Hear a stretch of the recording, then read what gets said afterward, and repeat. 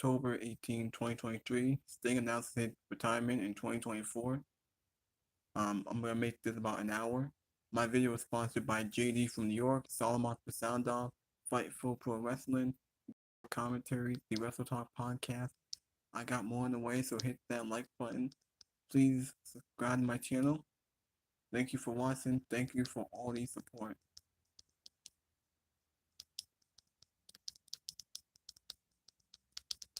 Um. All right. Now let's watch JD from New York. I will talk about the news and rumors here, but I'm not even going to talk about this. Vince McMahon got played. Vince gets played in long overdue.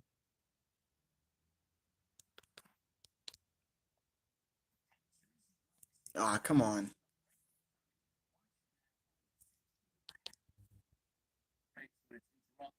And make sure you guys go follow the channel as well. Hit that subscribe button down below and turn on the bell for notifications. Uploaded some content today. Jesse and I were live for Dynamite last night, so make sure you guys go and check all that stuff out. And I will be here all weekend long. We'll be doing Friday Night SmackDown tomorrow, Saturday Night Collision, and then everything else in between. Man, take us to the start of the show. What do you want to talk about today? Well, JD, we do a lot of stuff together. You have done so much stuff on your own, and I caught a clip of where it was. Hold on. Might will read the description here. Vince McMahon gets played by Ari Owani. Ari Emanuel, as CEO of Endeavor, brings the hammer down on Vince McMahon by removing him from W Creative and putting Triple H completely in charge. What it means for Vince McMahon and how things have already changed for the better. Also, CM Punk is back in the news after last week it reported the WWE declined him a contract, and now it's reported that Impact Wrestling had offered Punk a contract to come work for them. We don't know. No. So, does WWE land CM Punk, or does he realistically go to Impact? Tony Khan. Tony Khan seemingly had a mental breakdown last week over the Tuesday night ratings. Sasha Banks blast at fans at the New York City. Rock and Roman Reigns nowhere in WWE WrestleMania plans. And we'll also talk about the season premiere of Raw and SmackDown. Here we go. I don't know where it was. Points. I believe what he's trying to say is not fully getting across. So I'm going to say this to you about what's being reported. None of these knuckleheads, okay? And I was like, there's some sort of clause in his contract. And this is what I said. Sap reported it. Meltzer, I think mostly my anger came from the Meltzer report. Oh, WWE flat out denied him a contract. Bro, he can't be listening, or WWE can't be negotiating with him because he's not contractually able to negotiate because of a clause that I'm certain is in his AEW contract. And I don't know where all this animosity is coming from. Like, if he was able to speak, I see that. It looks good. I like that color. He can't contractually talk to these people. So right. Why would WWE turn him away? It's like, I also hear, WWE's got no use for CM Punk. Give me a fucking break, man. So that's acid. That's the most ridiculous thing I've heard. So basically, and I watched it. I don't know how long it was, but it was I think it was like 4 or 5 minutes. Yeah. And I might be mistaken, could be longer than that. But you were talking about how WWE would like to have CM Punk in their back pocket so they can give him a live mic and stick the knife to Tony Khan. Which, realistically, they'll never admit. But yeah, I would assume that that's probably something they're thinking about. The biggest thing here that a lot of people aren't understanding is I think WWE is trying to deaden the noise so that when Survivor Series comes and goes, and if Phil Brooks, CM Punk, is not on this show, people aren't left disappointed because that's what a lot of people are setting themselves up for right now. The Allstate Arena is now opening more tickets. They're changing their set. I got that notification today. They'll be releasing more seats because they're probably going to have a smaller, more intimate set for this show. Now everybody and their mother is like, oh, Punk, it's because Phil Brooks, baby. The tickets were sold out long before CM Punk and WWE parted ways, or AEW parted ways. and CM Punk and WWE rumors started to fly. So that is completely misleading. Now, WWE and Endeavor have changed their business model since they've merged. Okay, the WWE is going to sell as many goddamn tickets as they can, and they don't care anymore about having this massive LED screen, which is the same shit over and over again in every city.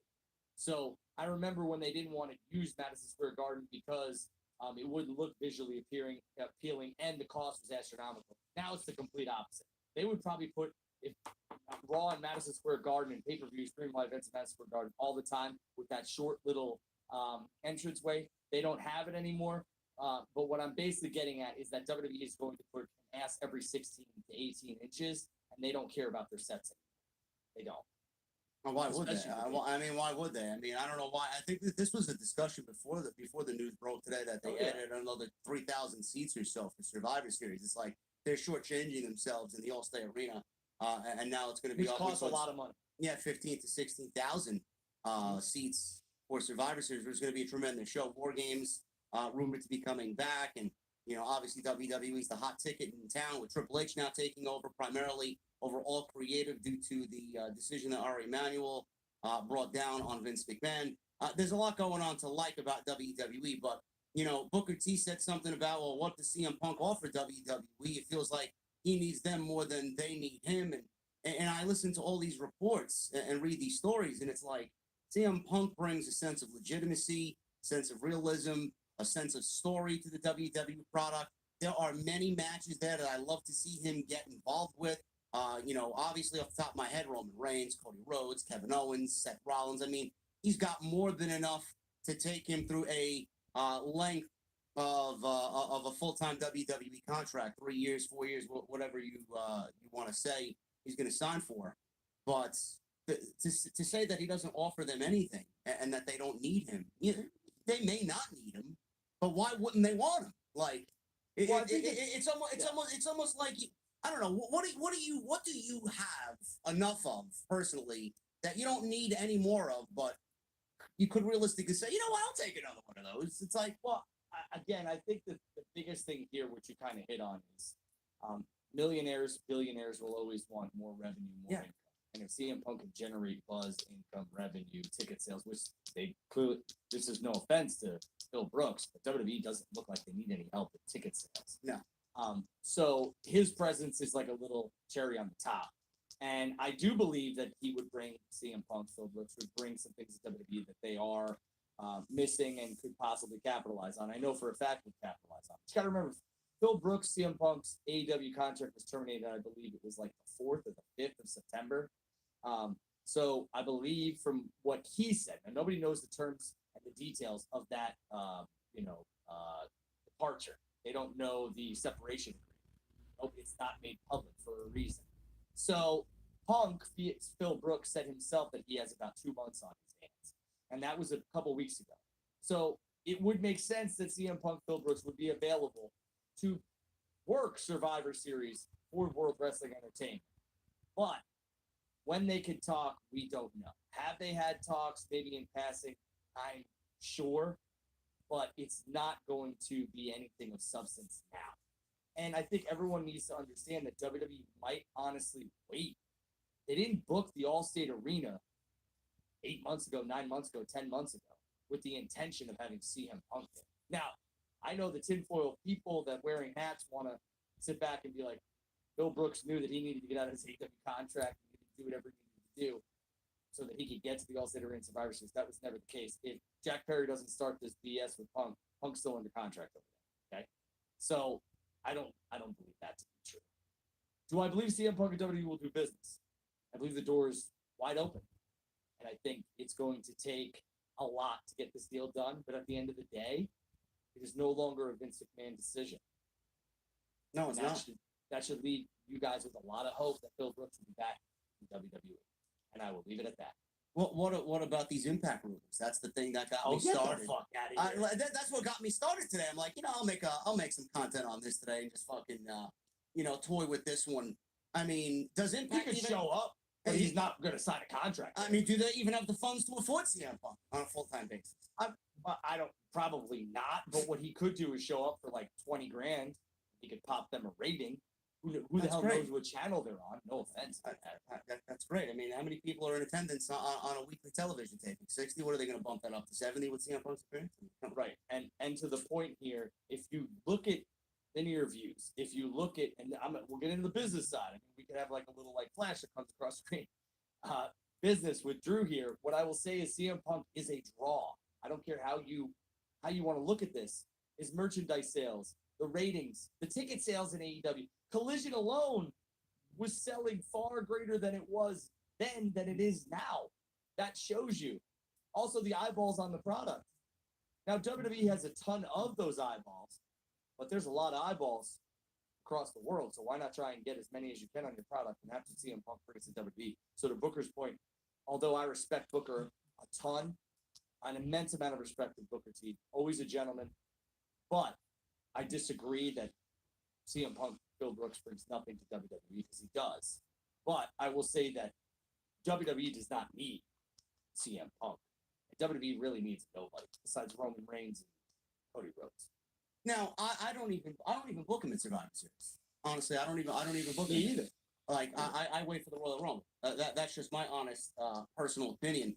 Because if you look at the Survivor Series and how much is going into Survivor Series and what Triple H is doing for Survivor Series, I think War Games and the story there, with a potential Randy Orton return, I mean, he could absolutely factor into the Bloodline storyline to come back and go after Roman.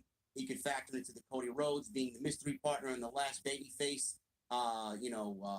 member for that team. That is going to overshadow. A lot of that's going to overshadow a CM Punk return. You want him to be kind of the standout.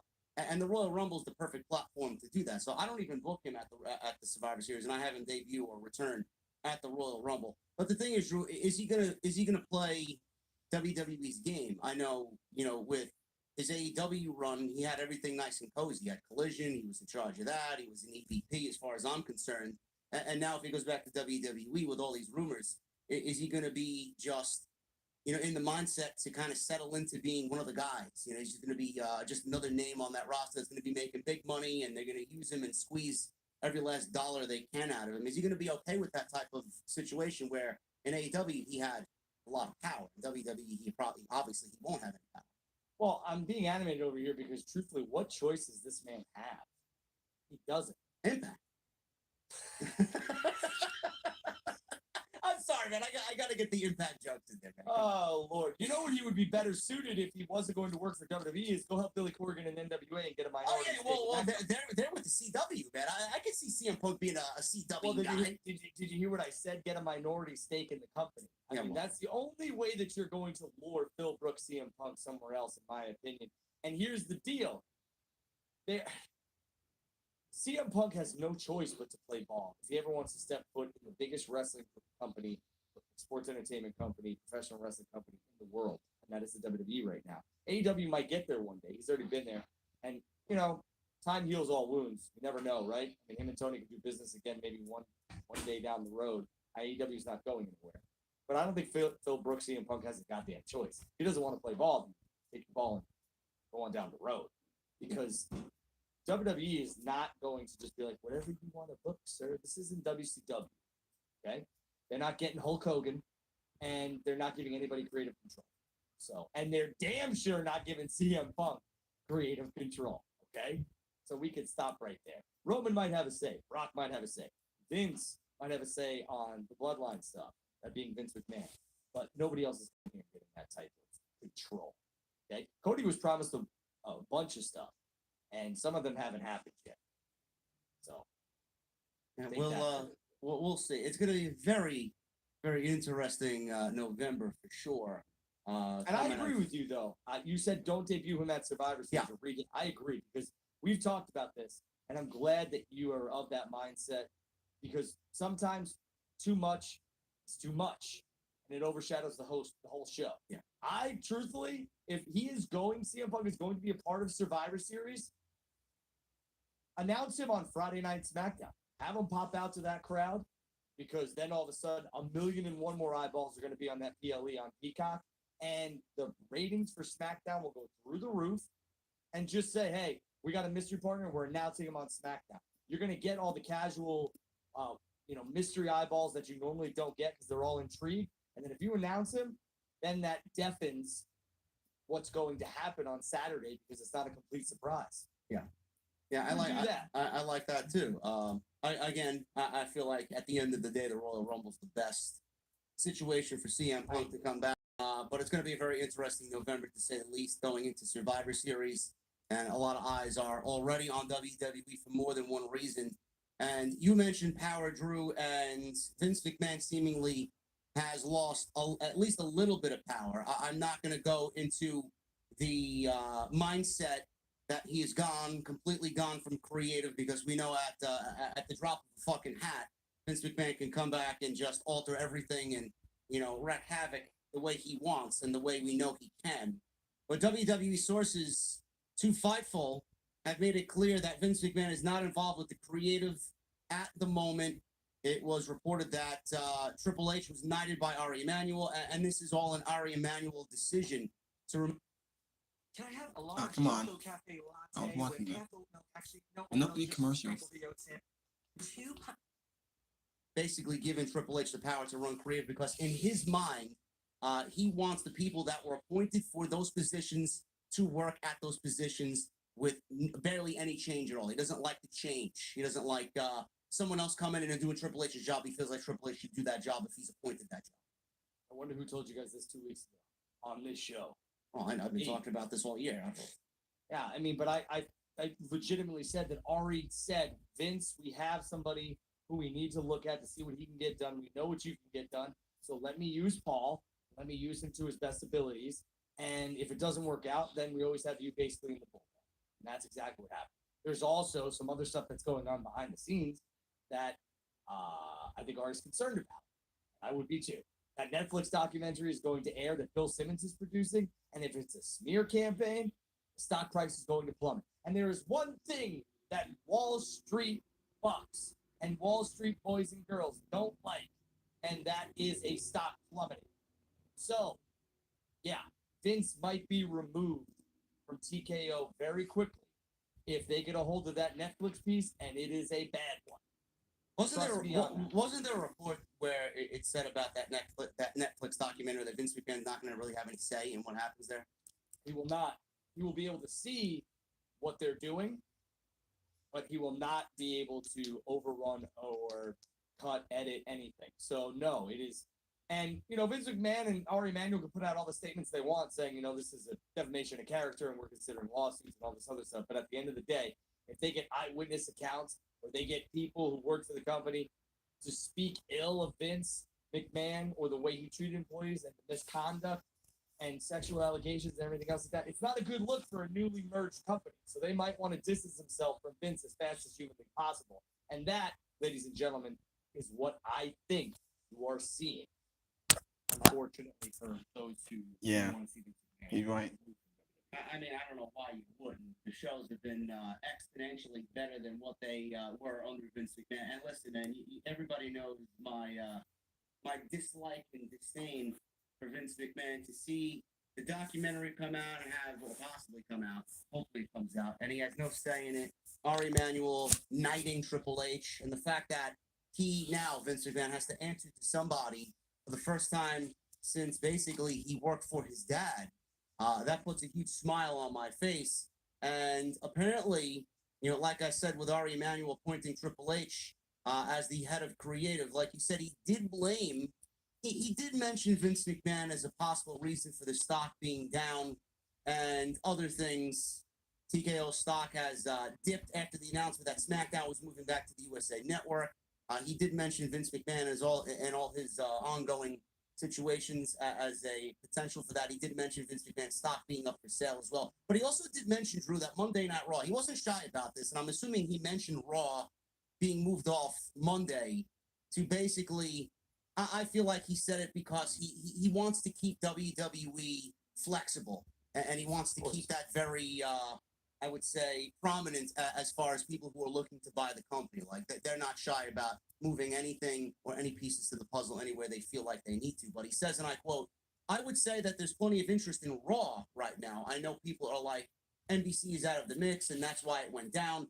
I think there's three things that happened. One, The reason the stock is down is they thought that Raw was the best package. I saw a 40% increase, which was in line with expectations. 2, the PFL situation. And 3, probably Vince McMahon in our deal wanted to be able to put at any point in time his stock. He's 78 years old.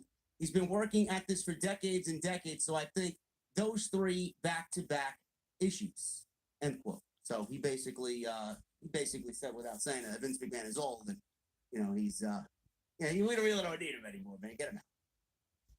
Right. And again, I think what this is Ari is appeasing his stockholders and the shareholders of the company because he wants to explain, which they all do in the business world, why the stocks took a dip and everything else like that.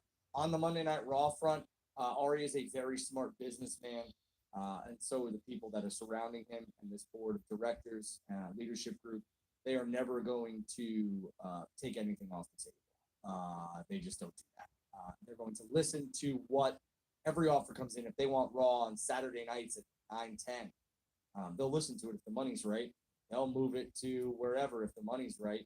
But at the end of the day, I think their intentions are, that being TKO and WWE, their intentions are to keep Monday Night Raw on Monday nights. It's a completely different story than what we heard when the company was sold and the deal was kind of in transition. It got finalized not too long ago. Ari Emanuel said that the deal wouldn't be done without Vince McMahon. He would not do the deal without Vince McMahon on board. And then when everything was finalized, it seemingly looked like Vince McMahon was slowly getting his legs cut out from underneath him. Do you feel like he got played or is in the situation where he is getting played? Because right now, Vince McMahon is nothing more than a face. Like, he is WWE. We know what he has done for pro wrestling and the WWE, but it seemingly looks like the company is going in a direction that does not involve Vince McMahon and everybody else around that Vince McMahon basically wanted to keep at bay, and he wanted all the control. Now he seemingly looks like he's the outside guy looking in, and everybody else is kind of doing their job the way it should have been done. And Ari has kind of minimized his role. Has he gotten played, in your honest opinion, or is about to get played? Well, I think business is business. So I think the intention was that we want to buy Endeavor's intention. We're going to buy WWE. We're going to buy WWE with Vince part of it because realistically, like, we know that that's going to give us the best opportunity to launch this product, this merger, and it also gives comfort to the shareholders and stockholders because Vince is well known. Before all this stuff happened, when the merger happened, the scandals were done, the NDAs were paid, seemingly had moved on from it. And that doesn't excuse what happened, but new things are coming to light, and it seems as if Ari is using Vince as a scapegoat. And do I think Vince McMahon got played? I think Ari had his intentions, and Vince had his, and Vince McMahon knew that Ari was the only person that was going to really keep him in business without having to sell all of it to Saudi or selling whatever to somebody else. And then basically, like, he has no say. Right now, what's going on, in my opinion, is if these scandals keep happening, the Netflix documentary seems like it's on its way out, out to the public. It's not going to be a good one.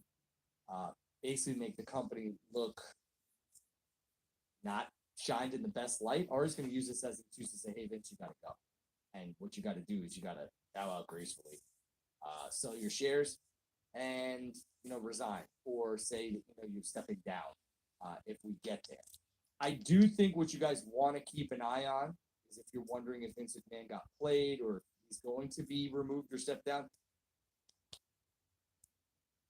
Introducing Domino's new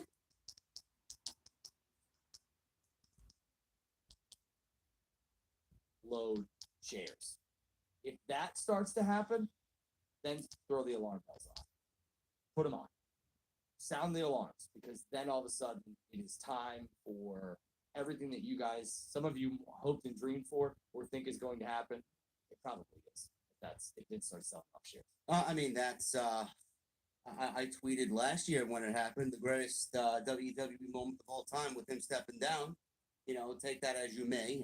Again, my disdain for Vince and what he has done to the overall product is what I care about most. I did not agree with most of the things that he's done, but you see the change, Drew, on the Raw side and now on the SmackDown side. I really felt like the last 2 weeks, SmackDown has kind of definitely turned the corner where they were just basically kind of coasting, and it was very formulaic, very Vince-like television. And now the last 2 weeks, especially now, with Nick Aldis being introduced, and we got a lot of major players over there. Cody was there with the stare down and, with Roman Reigns on Friday night. Things are changing. Monday Night Raw after SummerSlam last year felt different, and it feels like Raw now is back to that feeling like it was last year. A lot of people didn't really understand what I was talking about. This is what I'm talking about. Damage Control made it back to television. They are pushing a lot of Triple H guys, DIYs on television. Gunther is just unbelievable. Bronson Reed is winning matches. One WWE writer said that many of the Vince McMahon changes were minimal throughout the year, which I don't know if I believe that or not, because I do think that he was very heavy-handed in what we saw before this recent transformation over the last couple of weeks. And Fightful says that we're told the adjustments have freshened things up and relaxed the process now that Raw has much more of a wide-open roster of talent to implement and use. Outside of Raw after Mania, which internally was viewed as a disaster, McMahon wasn't making changes in person, instead doing it remote.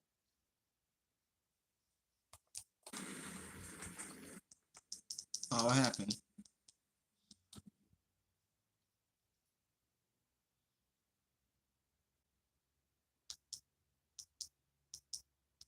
Ah, come on.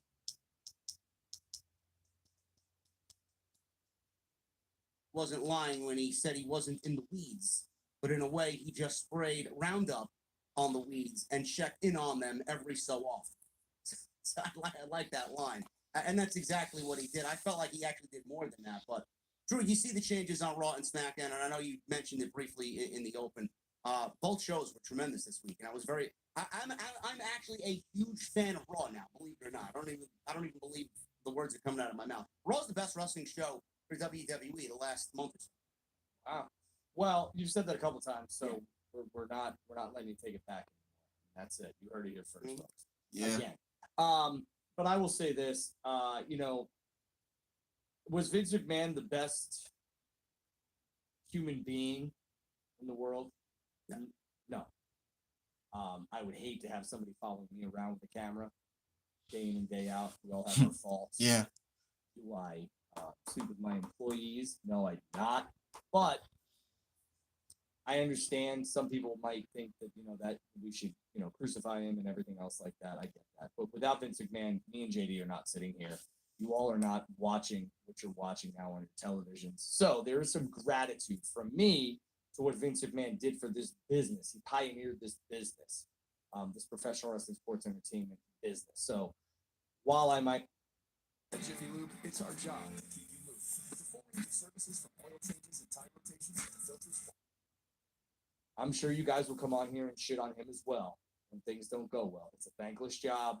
And although he's pushing your favorites now, when he doesn't, his feet will be in the fire as well. So I think what we have seen and what we need to continue to do is just either enjoy what they're putting out or change the goddamn channel. Like, has it been entertaining? Yeah, it has. Has it been way better than Monday Night Raws that we were used to for the past 2 to 3 years? Yeah, I would say the Raw after WrestleMania 38 was abysmal, and 39 was abysmal. So it's just, I'm looking forward to better wrestling, sports entertainment on my television. That's why I tune into AEW, because in my opinion, there's nothing on television that is better bell to bell than AEW in terms of raw wrestling match. Their storylines need work, but other than that, I mean, you can't beat them. So I'm happy there's an alternative. But again, Triple H is doing a good job, and I guess we'll have to wait and see how long this good job lasts in the eyes of all of you. Well, at least we know who's booking the show now. When Vince was, wherever he wasn't in the weeds. He really was, having a lot to say about what he wanted and what he didn't want on the show. At least we know who's booking the show now, so we know who to go and blame. Before it was, all right, well, that's a Triple H segment. That's something Triple H would have done. That's a Triple H guy, as compared to, that's a Vince segment. I could see Vince doing that. They're stuck in their ways. Triple H wouldn't do something like that. I mean, there was just this this creative tug of war before Triple H was quote unquote knighted by Ari Emanuel, and now we know who was in charge. So I'm just glad that there's some clarity now. And I'm not saying that Triple H is going to be, picture perfect in everything he does. He was not picture perfect when he ran Black and Gold, but it still was the best, basically, wrestling product in all of the world, in my honest opinion, when he ran Black and Gold. And with what he's doing right now, I don't know how anybody can't like what he's doing. We've all asked for story. We're getting story. We all asked for, let's cut the rematches out every fucking week. He's made strides to make the shows fresh. And a lot of people are like, well, now JD's on Triple H's nutsack, and now he's, praising Raw. How could you sit through 3 hours of Raw, still the same garbage? No, it's not. Because I know you're not watching.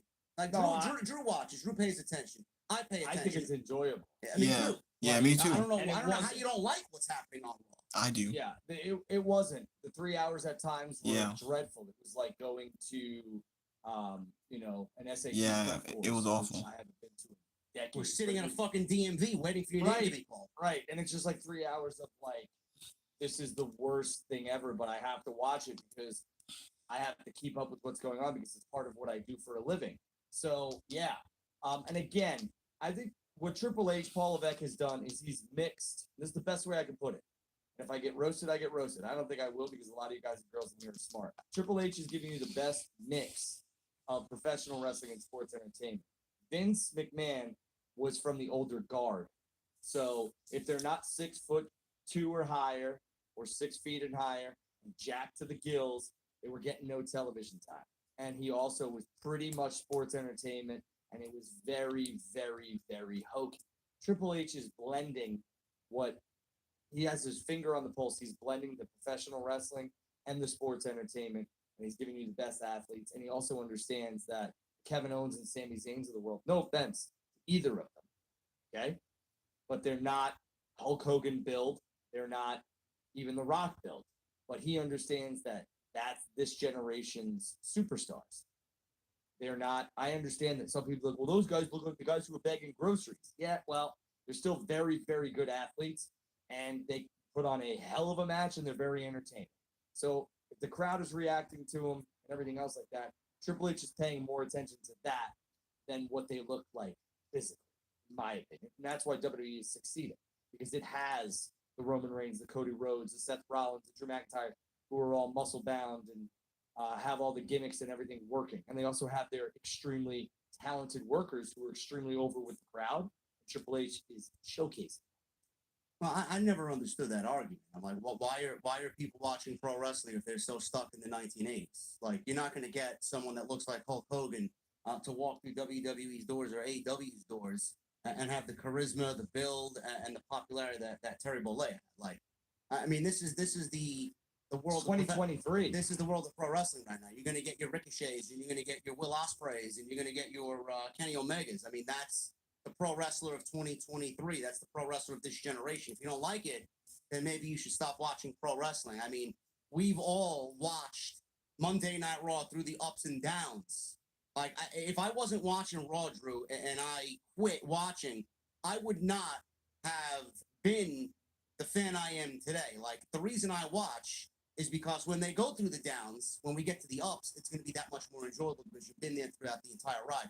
If you're watching these guys and you don't like it, maybe it's time for you to just get off the fucking boat and go find something else to do because it's not your thing anymore. No, and this is not your grandfather's wrestling anymore. There are some aspects of it. Hell, it's not even my wrestling anymore, truthfully. Like, when I grew up, it was Hogan, Savage, Bret Hart, Flair. Mr. Perfect. Right. Those guys were workers, but man, they were jacked. Yeah. I mean, those guys look like they were chiseled out of granite. There's a lot of those people still in WWE, and even Kenny Omega's jacked. I mean, MJF's pretty damn jacked. But these guys are not your gas to the gills type of cartoon character wrestlers anymore. Those days are done. And while WWE is PG, they are still hitting, in my opinion, everything they need to hit, and they're touching all the demographics. And that's when you know that the product is white hot, and they are white hot. They are selling tickets left and right. I couldn't even keep any of the Rumble tickets. They're gone. They're gone. They crashed the site for the Royal Rumble at Tropicana Field, which, no offense, I love the people who work there, but it's a dump. Okay? It's an absolute dump. Okay? I never been to Tropicana Field, so I don't know. Yeah.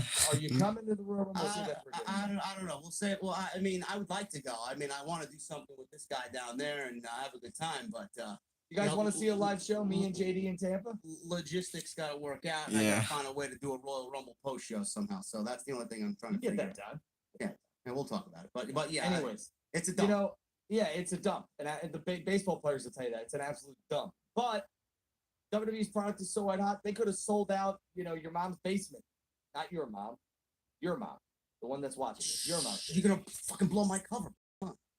So I mean, like, here's the thing, like, they could sell out dumps, they could sell out massive, beautiful arenas and stadiums. The WWE's product is white hot. So realistically, they're hitting all their strides. Will this change? All depends on what they continue to put out. Right now, people are digging the creativity here, and that's all this is. Triple H seems to have his finger on the pulse, and he's listening, and he's not trying to manipulate. Vince was the master at getting you to like his shit. Whether you didn't at first, man, he was going to get you to like it fucking anyway. Yeah, that's the difference.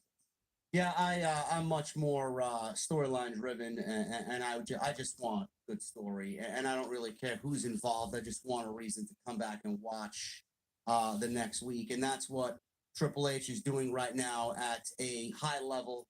It's been very good. Monday Night Raw. We spoke about how good Monday Night Raw has been the last couple weeks.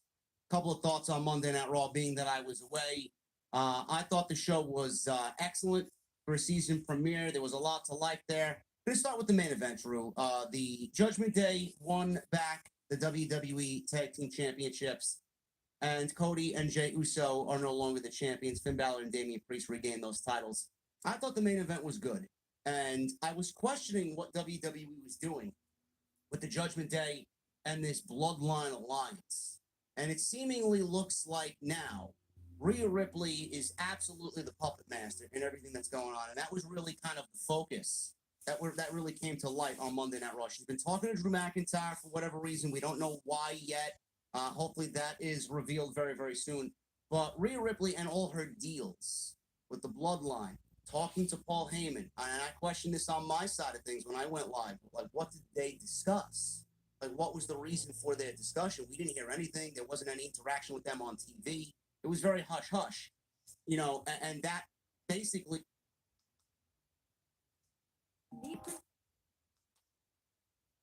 And that basically was showcased on Monday Night Raw in the main event. KO being moved to SmackDown, that bit Cody Rhodes and the faces in the ass, and it's just great storytelling. Sami Zayn coming out there and being emotional. He doesn't really know what to think about Jey Uso. He's got this animosity now that he lost his friend over to SmackDown. There's just a lot to like there, man. A lot of moving parts, and a lot of it's making sense now. Yeah. And you know what? That's when wrestling's the best, right? When everything kind of clicks and storylines intertwine. AEW's starting to get there. I'm going to praise AEW later in the show. I know it's like taboo here, but trust me, I am. Just stick around. WWE Raw, top to bottom, was a damn good show. We started off with what we saw in the main event, and we saw Sammy, and we saw all of this stuff. And truthfully, we had talked about it. You had mentioned it could be Cody going over to SmackDown. I was happy that they broke up KO and Sammy. I talked about this months ago or a month ago. I thought that was the right move, and it is. It gives Sammy a different dynamic. It gives KO a different dynamic on SmackDown, and it still lends itself into the storyline of Cody.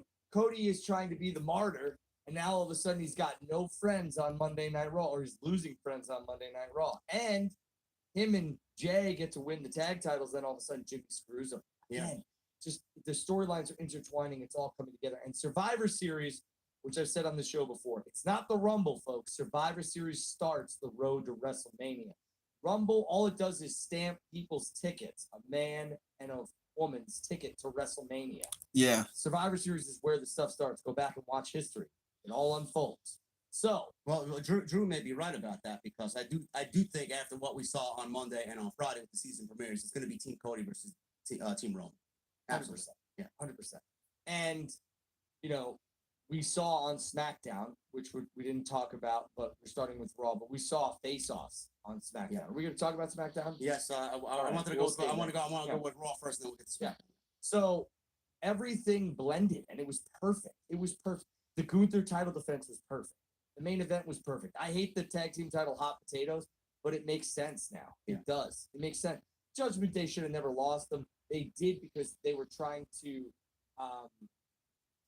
throw gasoline. I was going to use an SAT word, but why do it? They're trying to throw gasoline on the feud and make it better and add more elements, and they did that. They did it. And they gave Cody and Jay. It was unpredictable. They won the tag titles. I know they lost them like 14, 17 days later, but I thought it was well done. Yeah, it was all for the greater good of storytelling, and I don't mind that. Sami Zayn starting the show. I love him starting the show because I want to know and see what he's feeling with Kevin Owens moving over to SmackDown.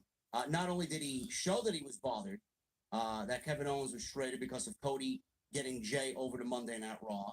I thought it was going to be Cody. I actually sat with it for a little bit, and I'm actually okay with Kevin Owens and Sami Zayn being broken up, and I'll get into that in a second. I don't mean to cut you off, Yeah. but forget my train of thought here. You said something about Rhea, and I just want to point this out. Rhea and Paul talked, and you're right. Rhea seems like she's pulling strings. But you asked a favor of the quote-unquote mafia boss, and he obliged. You owe him one now. Yeah. You owe them one now. It'll be interesting to see what that is. Yeah, that's a very good point. I don't know. I don't even know what that could entail, but yes, Paul Heyman is definitely going to get his at the end of the day, or Roman, I should say. Cody and Jey Uso, obviously that dynamic there. We don't know how that's all going to transpire in the weeks to come. Sami Zayn, is excited to be a world champion. It also, I said, speaks volumes of how Triple H looks at Sami Zayn. He's very high on Sami Zayn, and he's going to push him to the moon and take care of him on Monday night. I also love the fact that Jey Uso being on Raw, away from the bloodline, now has Sami Zayn feeling some sort of way because it broke him and KO apart. So I don't mind them being broken up. And I'm actually also looking at now, Drew, with Gunther's title reign. Not only did Sami Zayn say he's a world champion, but we could also potentially put him in discussion for a one-on-one match with Gunther, and maybe taking that IC title off of Gunther. That would be fucking unreal. I think that would be a great spot for Sami Zayn if they want to go that direction. Yeah, I think that Sammy really should get a crack at the World Championship because, again, a lot of you might not have been born, but hopefully you are, because damn, I would feel old. But in 03-04, they introduced a secondary championship to the WWE Championship. It was the World Heavyweight title, but that really took off as the main championship, and the WWE kind of championship took a back seat. With all due respect to Seth Rollins and that World Heavyweight Championship, it is the secondary World Championship. So Sammy winning that just kind of feels right to me. Now, the Intercontinental Championship, Gunther has done a fantastic job of building that up, but I think that needs to go to somebody who needs it. Sammy does not. So for me, Gable, Big Bronson Reed, who I thought would never be saying that, or somebody else laying in the weeds that really could use it, I'm past the Nakamura winning that. I don't think he needs it, but maybe somebody else at that stature, that level. Yeah, it's becoming very slim on Monday night because Gunther seemingly is running through everybody. One of those guys could absolutely be Ricochet at the end of the day. I thought he had a great match with Shinsuke Nakamura. I feel like Triple H running the show on Monday night is going to benefit Ricochet greatly. You kind of see it already because he lost to Nakamura and he looked great in defeat. I thought they had a very fun match, very simple, effective way to build an undercard program on television with some meaning. So I like that. Nakamura continues to do excellent work there in his heel role. And I was worried about Nakamura kind of, losing to Rollins those two matches and then kind of getting buried and losing some credibility after they did such a good job with him. But it seemingly is transitioning pretty well with him. Yeah, and again, the Intercontinental, I hate to say this, but I think Sammy is above the Intercontinental Championship at this point, which sounds crazy, I know, but it really is, because I think that championship needs to go to somebody who needs the elevation, and Sammy's there. Just like when Judgment Day, winning those tag titles back, that is going to open the doors for a team like DIY to win those and actually mean something. You're like, holy shit, Gargano and Ciampa won the tag titles from the Judgment Day. Yeah. Because if you're not paying attention, Judgment Day runs Raw and the Bloodline runs SmackDown. That might be breaking news here, folks. But I'm just saying, I mean, the championships now have never meant more. They mean so much now. Yeah. And that's the big thing. They're not just props. Triple H has put emphasis on the Intercontinental, the United States, and the tag team titles, which we hadn't seen in a very long time. So I'm thankful for that. Yeah, speaking of Johnny Gargano, he did lose to Ludwig Kaiser on Raw. I saw some people making a big deal about it. Johnny just got back to television. He can't win a match. Well, that's the fucking story, folks. I mean, it isn't a big deal. That's the type of match you want to see on Raw, number one. Very, very, very reminiscent of Black and Gold. But Ciampa needs Gargano, and Gargano needs Ciampa. They can't do it themselves. Thus, DIY. And you said, Drew, with Sami Zayn and Kevin Owens losing those titles and now getting broken up and split between Raw and SmackDown, it certainly opens up the tag team realm for a new babyface tag team. All WWE needs to do is get DIY on television, get them over with that live crowd, and that's your new team right there to fill the void of Sami Zayn and Kevin Owens. Yeah, and I do believe, for those who have asked, I mean, I have been asked so many times to the point of exhaustion. Does WWE have separate tag titles? They do. They have them made, okay? It's all about when they decide to use them, when they decide to break them out. They had Roman's Championship and the Women's Championships made, months before they decided to put them on television. What they've used the tag team titles for, which was smart because they're co-branded, that's brand, is they put them on major stars so that they can add star appeal to SmackDown, add more star appeal to Monday Night Raw, and vice versa. When they decide to split those off, I think you will see, teams like DIY and teams, like The Street Profits. and they'll hold the tag team titles again, and it'll mean something because look at the teams that have held them before. They're literally all main eventers. Right? The Usos, KO, and Sammy, and now the Judgment Day. Cody and Jay as well. I mean, come on. The tag team titles have never been more meaningful than they are right now. So, Yeah. The split will happen. And you're seeing that with introducing GMs and everything else like that. But again, just a little bit of patience. I think what they're doing is they're just bolstering star power on both brands.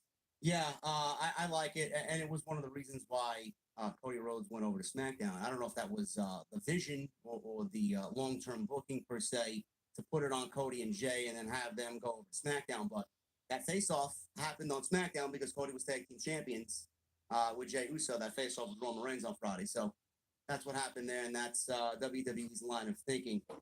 Drew McIntyre, Drew, is one of the most intriguing characters on Monday Night Raw for me. His storyline and his struggle with what the Bloodline did to him still is driving him crazy to the point of desperation. It's making him more interesting, in my honest opinion. I thought his segment with Seth Rollins was excellent. Seth brought up his talk with Rhea Ripley that kind of went under the radar for some people, but it did happen last week on Monday Night Raw in the background, only adding to the story there. I can't wait to see what they do at Crown Jewel. I think it's going to be a tremendous match between the two. Yeah, I mean, Crown Jewel is going to be again paid show, but it's going to be and anytime you can put those two in the ring with each other, it's going to deliver.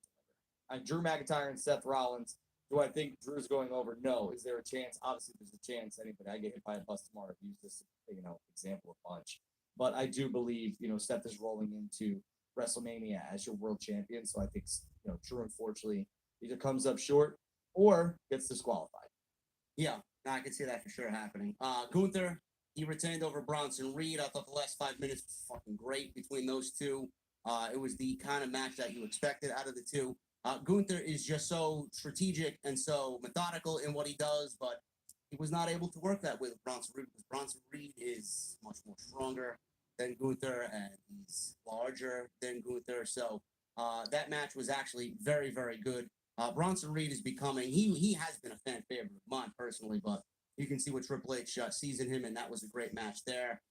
Nikki Cross made her way back to television with her Psycho Roll, and the ladies kind of disappointed. Rhea and Shannon was disappointing, in my honest opinion. But we did, Drew, get Jade Cargill confronting Becky Lynch, which we discussed last week. It's only WWE keeping her in the public eye, and that could potentially, maybe, be a WrestleMania match for Philadelphia. Maybe. Yeah. I mean, they teased a lot. Yeah, they teased a lot here. Becky and Rhea. SmackDown, they did a tease with Charlotte and Jade, which we'll get to. Again, starting to build. They're starting to test the waters here. They want to see how many of us are going to talk about it on social media and how the reactions are going to be. If it falls flat, people don't give a shit, then maybe they'll go in a different direction. But, Becky and Rhea having that face-to-face, that's big business. That's big business. Yeah, I'm not too excited about that, but, it is what it is. I'd rather Jade be ready first before we start putting her in the ring with Charlotte because she's only going to get schooled, in my opinion. But listen, I'll wait it out. I'll let it play out, and we'll see what Jade does. But a Becky Lynch match for WrestleMania, maybe for the NXT title. She did end NXT, Drew, by looking at her watch and saying, time is ticking. I'm coming. I don't know if you saw that. You think Rhea and Becky are going to face off at each other for the NXT title? No, Jade and Becky. Maybe. Because honestly, I mean, this would be a discussion for a different day. I don't know what they do with Rhea at WrestleMania. Seemingly, it looked like it was going to be Rhea and Becky. But if Becky's going to hold that NXT title, I mean, if she loses it and goes back to Raw, what is she going to do? She going after Rhea? Yeah, I think that's where it is. I mean, I think when Becky drops the NXT championship, could it be to somebody like Jade? Absolutely. But I don't really think Jade's going to NXT. I think she could drop that championship, her being Becky, to somebody she's already had a couple matches.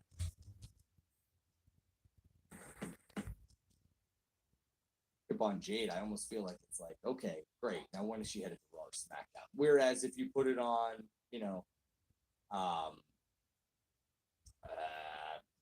one of the up and comers who actually absolutely needs it, I can name two. I think it means more. Yeah, I just had this vision of Charlotte, Bianca for SmackDown, and then we get Becky, Jade, and then I was thinking maybe Rhea and Liv.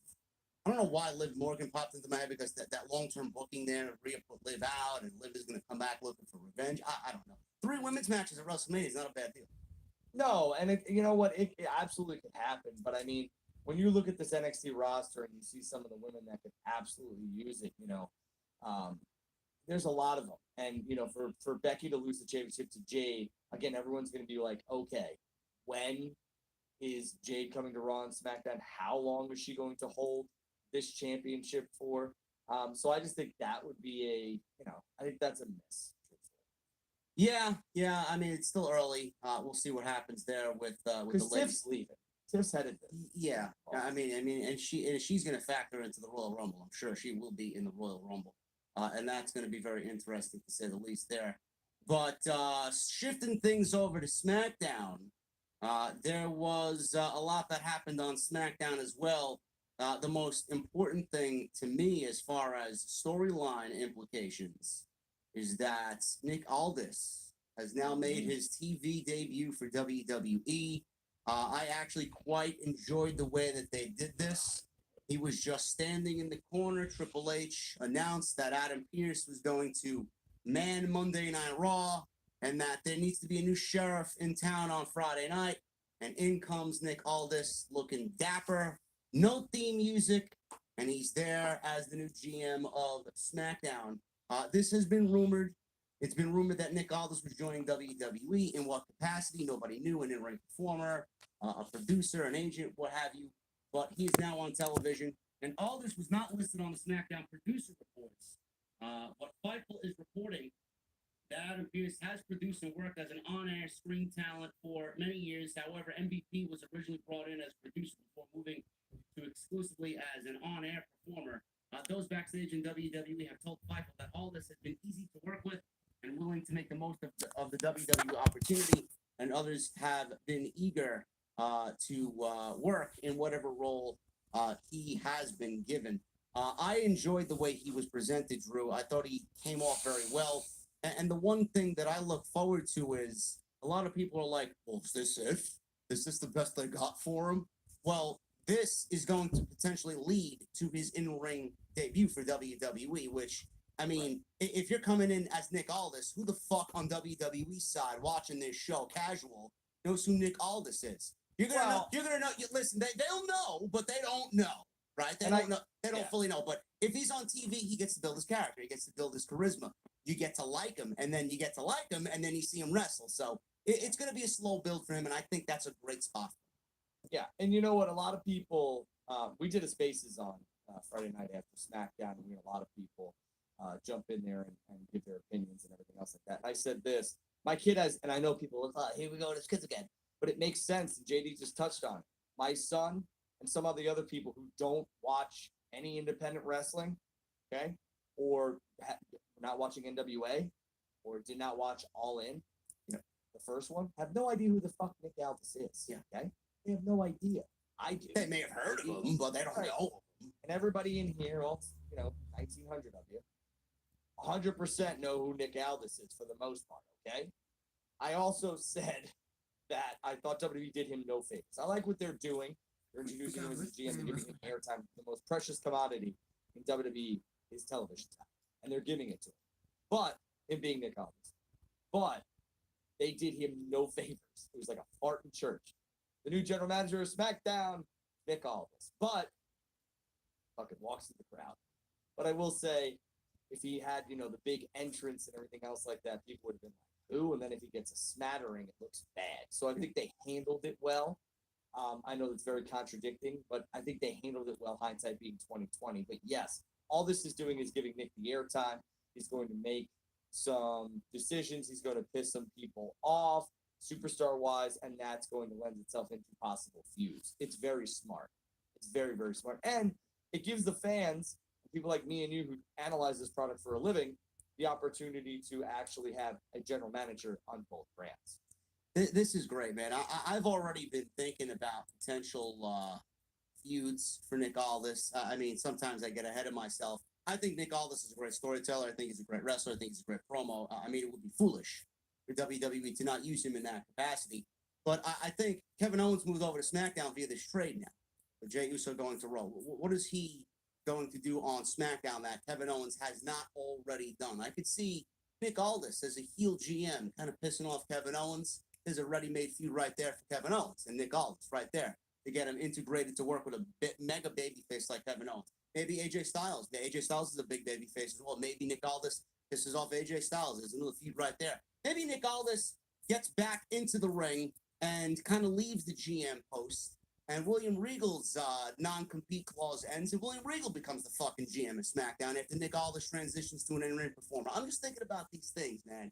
Kind of, leading one into the other. I like it. I think it's great. And to give that show that type of wrestling ability in Nick Aldis, I mean, we see a lot of wrestling on Raw, but to get that on SmackDown, I mean, that's a bonus.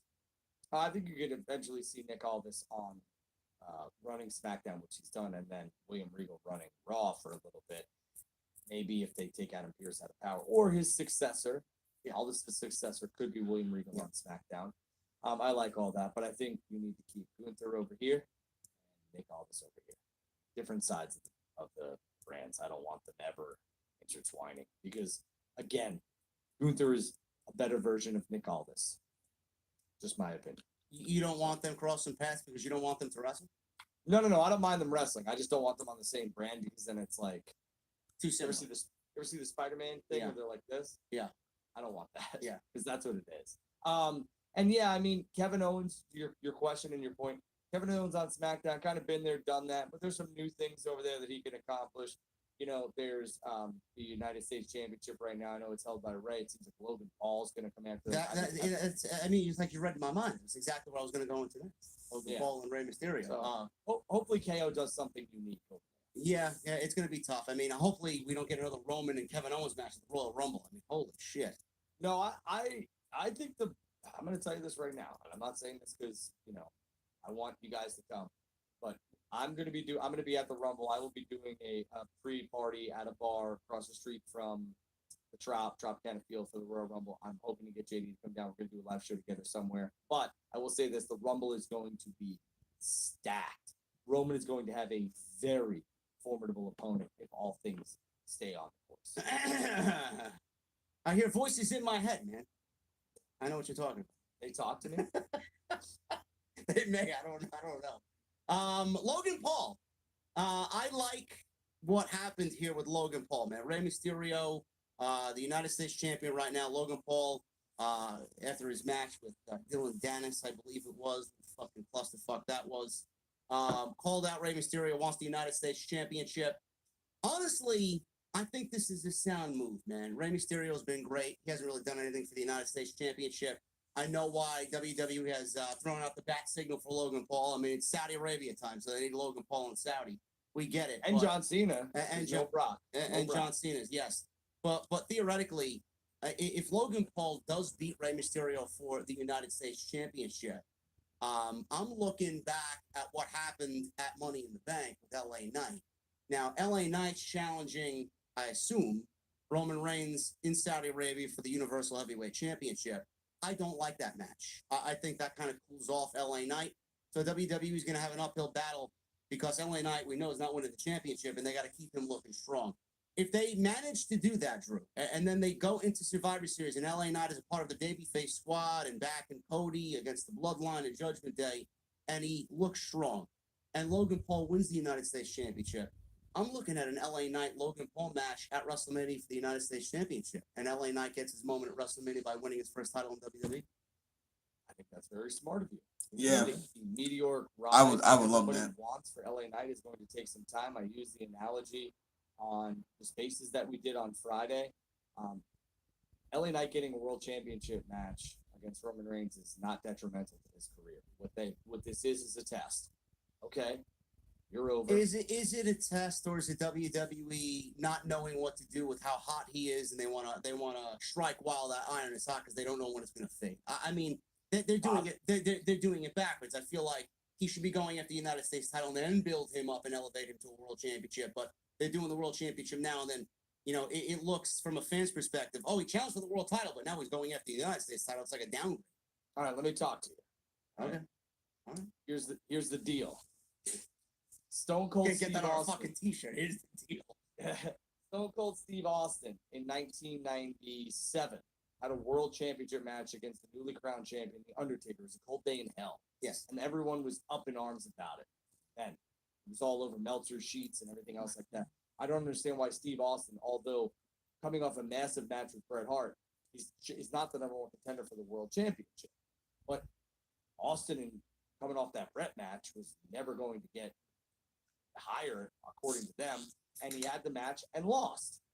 And Stone Cold Steve Austin didn't win another world championship or have a shot at another world championship, I believe, until 1998 at WrestleMania. So what he did, Stone Cold Steve Austin went through Shawn, he went through this person, went through that person, all up into his rise to winning a world championship and winning a Royal Rumble. This year is not going to be LA Knight's year to win the Royal Rumble. Same thing happened with The Rock. The Rock lost the King of the Ring in 1998 to Ken Shamrock, and in 1999, The Rock was in the main event of King of the Ring against The Undertaker for the WWF Championship. What they're doing with LA Knight is smart. It's a paid show. We're all going to watch it. If it works, it works. It's to get him some experience. What it does is Roman's going to cut through that curtain, and he's going to sit back and be like, hey, you want to know what? Kids got it. Worked well. All this other stuff. And then LA Knight's rise will continue. But you all want LA Knight to win this and win that. It takes time. This is a times business. And what this is doing is they're building another star. This is the first time that we have seen Roman and LA Knight lock up. And if it sucks, it sucks. I don't think it will. But this is a test. This is not WWE sitting back being like, we don't know what to do with the guy, so let me throw him in a main event match against Roman Reigns. They could have done Roman and John again. They could have done a tag match. It's a paid show. They're testing this out, and what will happen is what we all think will happen. LA Knight will come out stronger, even in defeat. Even in defeat, because he's losing to the greatest of all time, and it's not John Cena. It's Roman Reigns, it seems like. Yeah, I'm confident that, and normally I would make a bigger stink about it. Come on. Hey, commercial. That this match does present itself for WrestleMania, because the United States Championship would certainly use someone like Logan Paul holding it. LA Knight and Logan Paul at WrestleMania will undoubtedly be the biggest United States Championship match in WWE history, in my honest opinion. And you know that Logan Paul's going to go out there and make LA Knight look good. Let me ask you a question, okay? Let me ask you this, and everybody else in here. Who is the only person that losing to Roman Reigns would be detrimental right now to? Who is it? Only one. The only person to lose to Roman Reigns. So Roman having a match, a world championship match against anybody on the roster, there's only one guy who, if Roman beats, it would actually hurt him and be detrimental. Who is that? Cody, right now. Exactly right. Yeah. So everybody else can shut the fuck up. It doesn't matter. LA Knight, your grandmother, your sister's great uncle. It doesn't fucking matter. It doesn't matter. Roman is the guy. He's God in WWE, right? So the only person that would stand to lose anything from actually losing to him is Cody. Yeah. That's it. LA Knight losing helps his career. That's it, man. It helps his career. It doesn't matter. Kevin Owens losing. We don't want to see it. Helps his career. Who is Roman Reigns locked up with in the past 3 years, 4 years that hasn't gained something from it? The only person is Matt Riddle, and it was his fucking fault. Yeah, no, I agree with you. I mean, there was at one point, it was a meme. Roman wore the gold glove. Everything he touched turned to gold. Everybody he was in the ring with was, a golden moment. It's the golden ticket to be in the ring with Roman Reigns. So yeah, it's definitely going to work out that way, and I'm not really too concerned about it. Plus, it makes Crown Jewel actually feel different than the other Crown Jewel shows that we've seen. Roman versus LA Knight, Logan Paul versus Rey Mysterio, John Cena. I don't know what John Cena is going to end up doing on the show, but he may wrestle Solo Sikoa for all we know on the show. It does present itself. Six-man tag. I mean, we could see Cody and John Cena team up. Cody, John Cena, and Jey Uso taking on Solo, Jimmy. We'll find out who else. Yeah, I mean, it does present itself to be a different show than the past Crown Jewel, so I really do appreciate that. Plus, with LA Knight challenging Logan Paul at WrestleMania, I'm already thinking ahead because that's what I do. It frees up Rey Mysterio and Dominic Mysterio to have a rematch from last year's WrestleMania in Philadelphia this year, and Rey's already said that he wants a hair versus mask match. And so people think that you are just some rambling, ranting knucklehead. Look at you. Man, I think about this shit all day long, man. When I'm I love it. When I'm on the fucking toilet, man, doing my business. I'm like, man, Yeah, I like this match, man. Let's figure out how we can work this out. Like, while you're taking his shit. Yeah, it just works out that way. Gunther, I mean, WrestleMania shaped up to be great. I'm already thinking about WrestleMania, and we're going into Survivor Series. Like Drew said, this is where the road to WrestleMania really should start being paved. And you're looking at a great WrestleMania already. Gunther versus Seth Rollins. You got Kevin Owens. Cody and Roman. Cody and Jade Roman. and Charlotte. Yeah. I mean, there's a lot to look forward to. If Punk signs up, you get Punk in Austin. Yeah. And then you get Jimmy versus Jay. Yes. Oh, my goodness, man. Gonna be great. That was Raw and SmackDown, guys. Those are the thoughts that we got on Raw and SmackDown. I do want to mention one WrestleMania note here because it was something that was actually two WrestleMania notes here. One news article that was in reference to something that happened or should have happened at this year's WrestleMania. And The Rock apparently, I know, Drew, we talked about this. Apparently, The Rock right now, there are no plans for him to wrestle Roman Reigns at WrestleMania. And this is coming from Dave Meltzer. I don't really know what to say there. You can give your word on that. I said my piece on social media, and I'll reiterate that quickly here. If this is not in the plans, I don't want to hear about it. I don't. Yeah, we're getting to a point, and I know you don't watch this, Dwayne, but we're getting to a point where I'm starting not to give a shit whether or not this match happens or not. Yeah. And I'm ready to wipe my hands clean of it because realistically, it's like, well, And listen, I understand why you came back. So you wanted to look the video stuff that you got on SmackDown, spine bustering somebody in front of a live crowd with your Project Rock shoes. It's cheap. That's what you do. It's a wasted moment.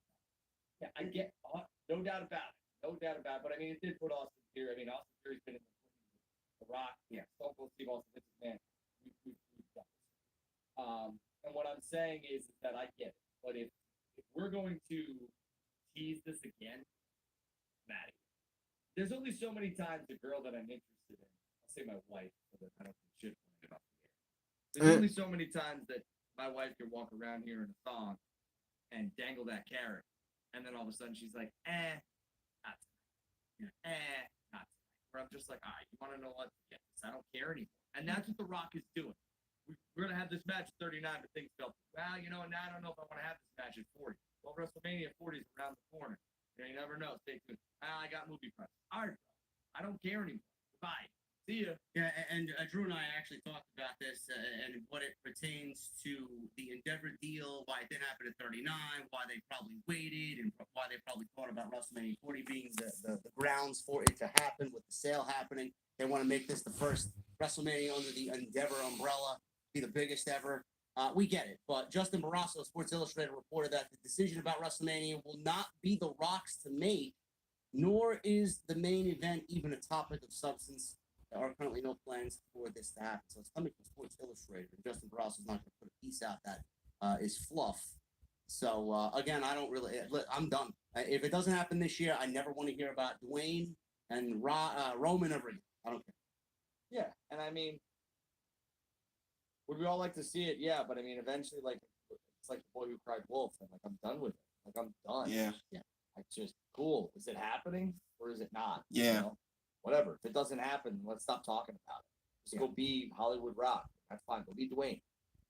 There was another instance or another situation that happened last week, and I know Drew is a businessman, and I don't know if he wants to talk about it or not because it's been talked about basically by everybody, but him and I have not discussed it because I was away doing my own thing this past week. But Tony Khan, bro, had a mental breakdown on social media, and you and I have talked about this a little bit while I was away via text, and we went back and forth a little bit with some thoughts here. Tony Khan had a mental breakdown, and he tweeted a lot of shit on Vince McMahon, John Cena, Shawn Michaels, Triple H, and The Undertaker. Now, I'm not going to get into everything that he said, but basically, Khan took aim at Vince's past hush money scandal, and he called Triple H and Shawn Michaels two bald assholes. And then he goes on social media after the ratings came out, which I don't think that Tony Khan, I hope not. I don't think Tony Khan thought he would end up beating NXT with what they loaded the show up with. He took a shot at The Undertaker and John Cena, Drew, and he said that John Cena and The Undertaker, for the first time in their careers, were on a show that did sub 1 million rating. So WWE then looked at this supposedly as a declaration of war.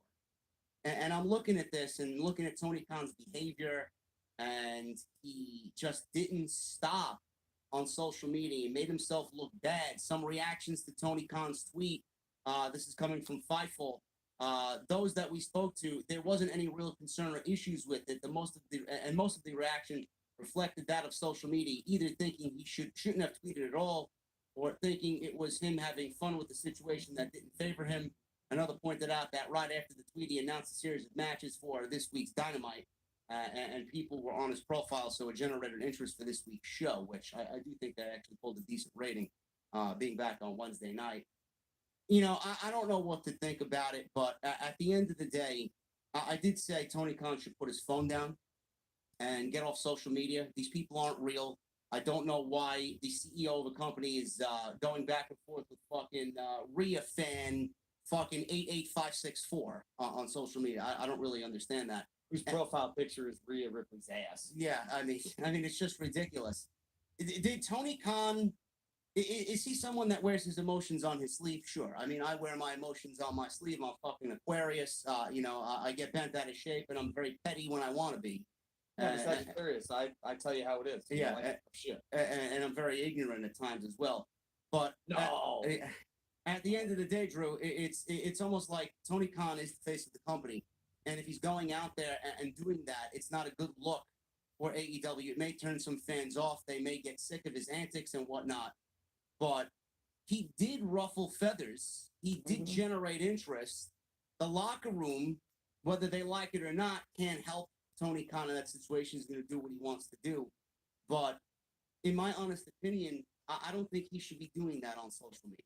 I don't, as the face of the company. I don't know what you think or what you thought of the situation, but mentioning John Cena and The Undertaker being on a sub 1 million rating show when he had Edge main eventing and he did 600,000 doesn't really bode well for Tony Khan in an argument on Twitter.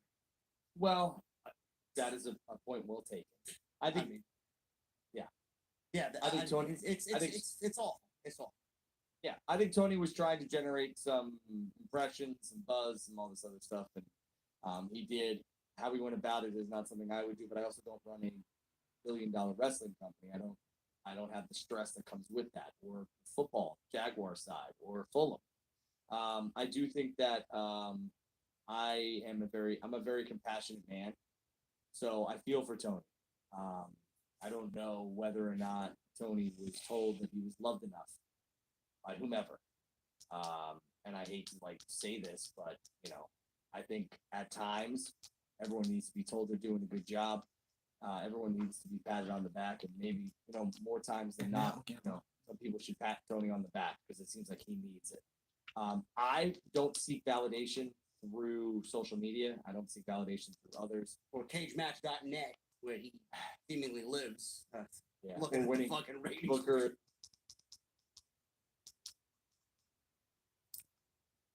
We do have Impact and Ring of Honor on the same night. Ethan Page and Aston. Hold on.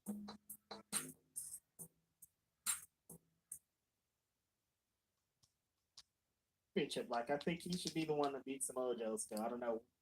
This got me thinking this episode, like, where's Mark Briscoe? Is Mark Briscoe still injured? I'm interested in that too. But yeah. Alright.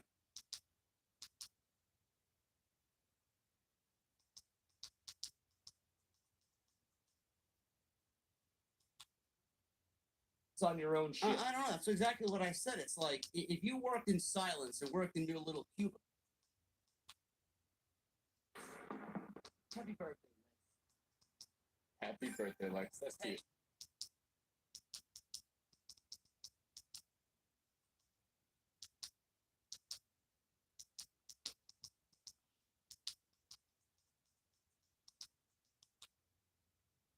Is ignore what they did. We know why they did what they did.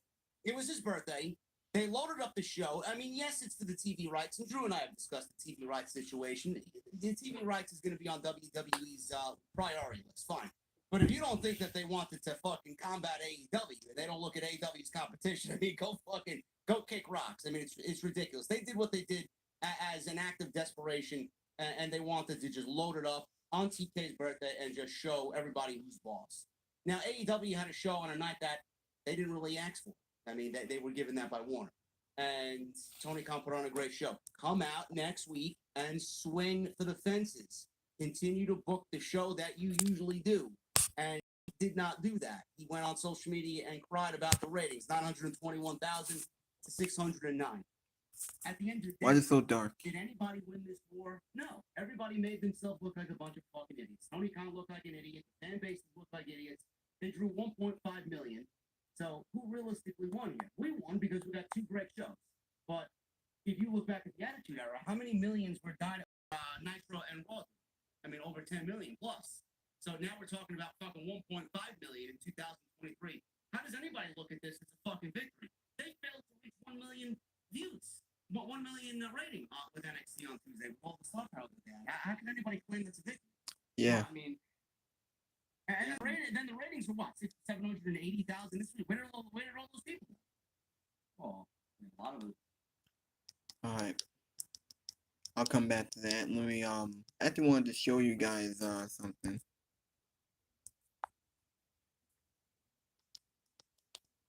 Oh wait, oh my bad. Now this was also the news and rumors off the script podcast. The Impact offers Punk and contract. Has CM Punk received an offer from Impact Wrestling? We're gonna go over that today right here on TS. Also, WWE makes a major change to the Survivor Series in Chicago. Does that have anything to do with CM Punk? Jade Cargill continues to tease her impending arrival on WWE television. Will she be on Raw or will she be on SmackDown? Chris Jericho addresses Tony Khan's weird social media behavior last week coming out of the Tuesday Night Wars. And Mercedes Moné chews out a fan after he embarrasses himself at the New York City Comic Con. All this plus so much more right here on OTS. So happy to be back for you guys today, bringing you the news. We are going to start off with Survivor Series in Chicago. WWE's made a major change to the Survivor Series. Show is sold out. WWE said, all right, huge demand. We'll open up another 3,000 seats. As previously reported, WWE sold out Survivor Series on October 15th with 12,928 tickets being sold. Now, the original plan was for WWE to have the big Titantron for the show, as they do most PLEs and TV events.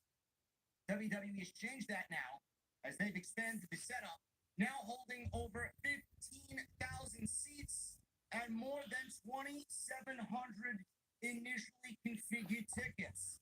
Now they will have a smaller setup, meaning a special stage setup will be in place. And as previously reported by Fightful, they are bringing back War Games. They plan to do War Games at this show, despite the match not being advertised like it was in advance last year. WWE's hot, man.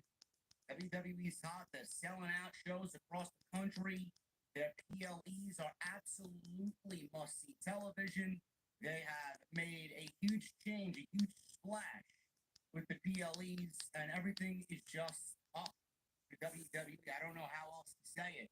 Tickets are being sold left and right. They crashed ticket sites across the internet for Royal Rumble pre-sale. They're on Yep, their they way did. selling out the Royal Rumble before we even get anything announced. And you know, where they Triple H booked WrestleMania season, it's going to be open season for everybody to get in on what is going on there, man. It's going to be crazy. And WWE's hot ticket demand is just continuing. It's a beautiful thing to see, because the more there is interest in the company and what they're doing on TV, you know, we also eat as well on this side of things, being content creators. So I'm excited to see it. Will CM Punk be there? Does that have anything to do with the hope or the dream that CM Punk will make his return to WWE? Nobody knows. With all the rumors going around, nobody really knows anything. But all I know is that Survivor Series is going to be a damn good show, and War Games absolutely never disappoints. So we will see what happens there with the War Games and how they're going to configure the men's teams. Is it going to be Team Cody versus Team Roman after what we saw on SmackDown? Is it going to be a mixture of the Bloodline and Judgment Day against the baby faces led by Cody? Nobody knows. We'll figure it out. That's the great thing about television, man. A lot of moving parts. And I'm excited to see what Triple H does going into Survivor Series. Speaking of Chicago, one man that is synonymous with Chicago in the pro wrestling realm is CM Punk. Where is he going to end up? There are a lot of rumors, a lot of talk about him not being wanted by WWE, that WWE has basically thrown it out there that they don't have any interest in CM Punk, that talks Now this is like 30 minutes long. It might take a while. end up. I do think that Punk will end up back in the WWE. If it's going to happen in Chicago, that's a great setting for it. If it doesn't happen in Chicago, I don't give a shit, because I'm not holding my breath for it to happen at Survivor Series. There could be other things that they want to have happen at Survivor Series. War Games is going to be a big deal. CM Punk being at War Games or at Survivor Series with War Games being held, it may actually take some of the spotlight away from CM Punk. So they may not want him to show up there. There are rumors that Randy Orton could be headed back to the WWE at Survivor Series. That return in itself is going to take some shine and spotlight away from CM Punk. I don't know what they have planned. I don't. They could absolutely debut him in the Royal Rumble if they want. That's a great place for somebody like CM Punk to make his return. I'd love it. That is going to convince me otherwise, that WWE is not interested in CM Punk. There's money to be made with CM Punk. There are stories to be told with CM Punk. There is a legitimacy and a realistic aspect that it brings to WWE television that is sorely needed. And you're not going to convince me that they are foaming at the fucking mouth to get that man on TV to dig the dagger, the knife, into the back of Tony Khan. Nobody from a dirt sheet knows what's going on with CM Punk. But did Impact me with the belief that WWE don't feel they need an additional top star at Steve with this time because they want it to be a surprise and they're a major promotion. They're not going to have anybody go out there and reveal this and kind of break the whole fucking surprise. What's going to happen there with Jade Cargill? She's been teasing her WWE rival and WWE. All right. Worth it, basically. And it said they've offered her. Oh wait, what? What's that?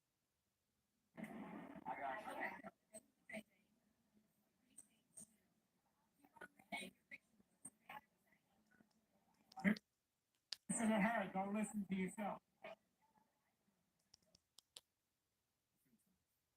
Mercedes left WWE for multiple reasons. One of them being creative. If you don't think that this woman left WWE due to creative reasons, or that being one of the reasons Yeah. she left WWE, you're an idiot. Yeah, because of Vince and Bruce. Was discouraged and pissed off about WWE creative and the way that they handled her run, whether it was as women's champion or women's tag team champion. They made her promises that they did not keep. Yes, she left because of creative reasons. That's one of the reasons. Yeah. The other reason is because they did not want to pay her. The old administration, meaning Vince's administration, was not ready to give out that type of money to Mercedes because they never looked at Mercedes as they do Charlotte and Becky. Stop. Yeah. So yes, cash and creative were two of the reasons why Mercedes walked out of WWE. Do you want to know the other reason why she walked out of WWE? And I always mention this. Everybody that reported this story always went to Mercedes walking out, and then Naomi followed. You think Mercedes was the one who walked out, and Naomi followed? How about it being the other way around? How about Naomi being so fucking pissed off with the way that they treated her for over a decade by not giving her the opportunities that she wanted, by not giving her the spotlight that she wanted to try and go out there and prove herself to WWE? Who's to say that Trinity did not walk out and Mercedes followed and said, fuck off? And hopefully one day I'll be able to mention who I heard what from and all this other. Be attuned to that. So you know.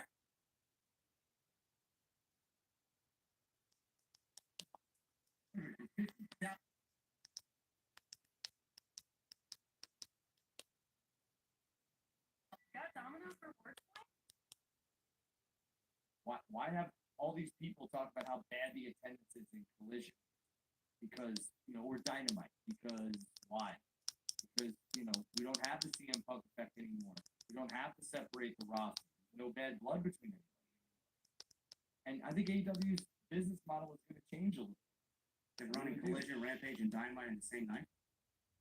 Yeah. In Montreal, they are, I believe. Maybe it's the 5th and 6th.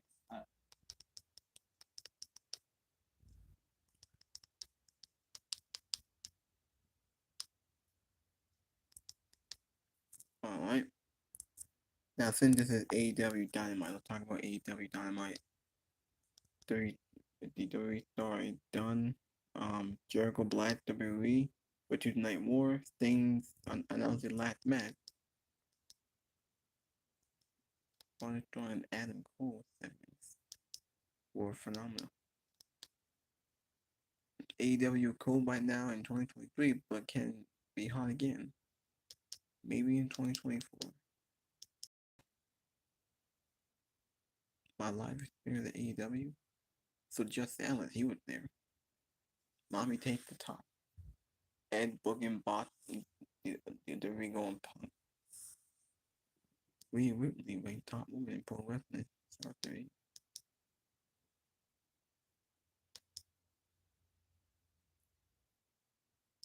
Bound for Glory, October 21st. Shocking news. CM Punk signed with Impact. Hasn't been confirmed yet.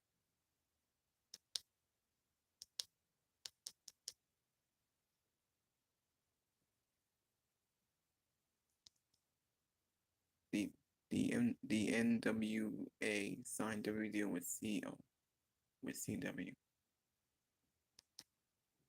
It might be a single match for Sting, maybe a tag team or 6-man, but I assume it'll be a single match. It'll be at AEW Revolution, probably in February. Kenny Omega is announcing. We have a Battle Royal. Let's see who will face MJF.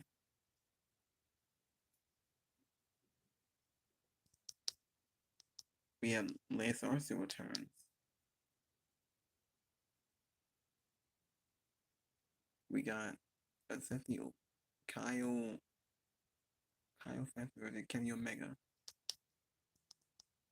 We got a Great Women's Championship on the show.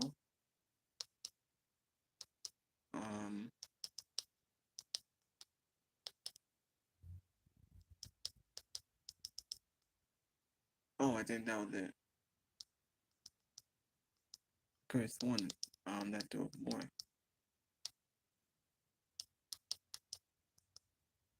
We did get with Ez and Renee. And that was all on the show. Don Callis family and new recruit Powerhouse Tom. Okay, good Jericho. Not paying. Alright. Dynamite. I mean, realistically, we're sticking to 12 times. I mean, no. The tag team titles would be cool, truthfully. You know, and they're on Big Bill and Ricky Starks. And I think Ricky Starks is above those tag titles. Yeah. Boy, oh boy, that shit on Collision, though. Woo-wee. Yeah.